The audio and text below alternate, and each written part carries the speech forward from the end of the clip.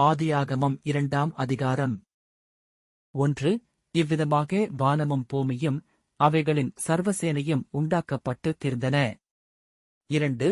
தேவன் தாம் செய்த தம்முடைய கிரியையை 7ஆம் நாளிலே நிறைவேற்றி தாம் உண்டாக்கின தம்முடைய கிரியைகளையெல்லாம் முடித்த பின்பு 7ஆம் நாளிலே ஓய்ந்திருந்தார். 3. தேவன் தாம் சிருஷ்டித்து உண்டு பண்ணின தம்முடைய கிரியைகளையெல்லாம் முடித்த பின்பு அதிலே ஓய்ந்திருந்தபடியால் தேவன் 7ஆம் நாளை ஆசீர்வதித்து அதை பரிசுத்தமாக்கினார். 4. தேவனாகிய கர்த்தர் பூமியையும் வானத்தையும் உண்டாக்கின நாளிலே வானமும் பூமியும் சிருஷ்டிக்கப்பட்ட வரலாறு இவைகளே. 5. நிலத்தினுடைய சகலவித செடிகளும் பூமியின்மேல் இன்னும் உண்டாகவில்லை, நிலத்தினுடைய சகலவித பூண்டுகளும் இன்னும் முளைக்கவில்லை, ஏனெனில் தேவனாகிய கர்த்தர் பூமியின்மேல் இன்னும் மழையை பெய்ய பண்ணவில்லை, நிலத்தை பண்படுத்த மனுஷனும் இருந்ததில்லை. 6. அப்பொழுது மூடுபனி பூமியிலிருந்து எழும்பி பூமியையெல்லாம் நனைத்தது. 7.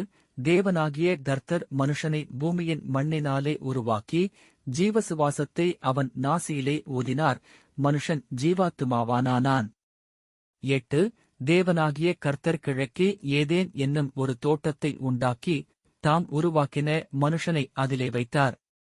9. தேவனாகிய கர்த்தர் பார்வைக்கு அழகும் புசிப்புக்கு நலமுமான சகலவித விருட்சங்களையும் தோட்டத்தின் நடுவிலே ஜீவ விருட்சத்தையும் நன்மை தீமை அறியத்தக்க விருட்சத்தையும் பூமியிலிருந்து முளைக்கப் பண்ணினார். 10. தோட்டத்துக்கு தண்ணீர் பாயும்படி ஏதேனிலிருந்து ஒரு நதி ஓடி அங்கே இருந்து பிரிந்து 4 பெரிய ஆறுகளாயிற்று. 11.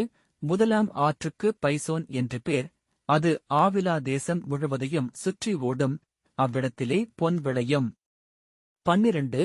அந்த தேசத்தின் பொன் நல்லது, அவ்விடத்திலே பிதோலாகும் கோமேதகக் கல்லும் உண்டு. 13. இரண்டாம் ஆற்றுக்கு கீகோன் என்று பேர், அது எத்தியோப்பியா தேசம் முழுவதையும் சுற்றி ஓடும். 14. மூன்றாம் ஆற்றுக்கு இதெக்கேல் என்று பேர், அது அசீரியாவுக்கு கிழக்கே ஓடும், 4ஆம் ஆற்றுக்கு ஐபிராத்து என்று பேர். 15. தேவனாகிய கர்த்தர் மனுஷனை ஏதேன் தோட்டத்தில் அழைத்துக் கொண்டு வந்து அதை பண்படுத்தவும் காக்கவும் வைத்தார். 16. தேவனாகிய கர்த்தர் மனுஷனை நோக்கி, நீ தோட்டத்திலுள்ள சகல விருட்சத்தின் கனியையும் புசிக்கவே புசிக்கலாம். 17. ஆனாலும் நன்மை தீமை அறியத்தக்க விருட்சத்தின் கனியை புசிக்க வேண்டாம், அதை நீ புசிக்கும் நாளில் சாகவே சாவாய் என்று கட்டளையிட்டார். 18. பின்பு தேவனாகிய கர்த்தர், மனுஷன் தனிமையாயிருப்பது நல்லதல்ல, ஏற்ற துணையை அவனுக்கு உண்டாக்குவேன் என்றார். 19. தேவனாகிய கர்த்தர் வெளியின் சகலவித மிருகங்களையும் ஆகாயத்தின் சகலவித பறவைகளையும் மண்ணினாலே உருவாக்கி ஆதாம் அவைகளுக்கு என்ன பேரிடுவான் என்று பார்க்கும்படி அவைகளை அவரிடத்தில் கொண்டு வந்தார். அந்தந்த ஜீவஜந்துக்கு ஆதாம் எந்தெந்த பேரிட்டானோ அதுவே அதற்கு பேராயிற்று. 20. அப்படியே ஆதாம் சகலவித நாட்டு மிருகங்களுக்கும் ஆகாயத்து பறவைகளுக்கும் சகலவித காட்டு மிருகங்களுக்கும் பேரிட்டான், ஆதாமுக்கோ ஏற்ற துணை இன்னும் காணப்படவில்லை. 21. அப்பொழுது தேவனாகிய கர்த்தர் ஆதாமுக்கு அயர்ந்த நித்திரையை வரப்பண்ணினார், அவன் நித்திரையடைந்தான். அவர் அவன் விலா எலும்புகளில் ஒன்றை எடுத்து அந்த இடத்தை சதையினால் அடைத்தார். 22. தேவனாகிய கர்த்தர் தாம் மனுஷனில் எடுத்த விலா எலும்பை மனுஷியாக உருவாக்கி அவளை மனுஷனிடத்தில் கொண்டு வந்தார். 23.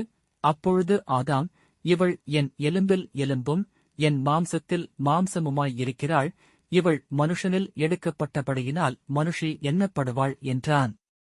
24.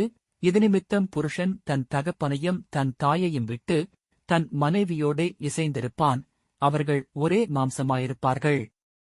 25.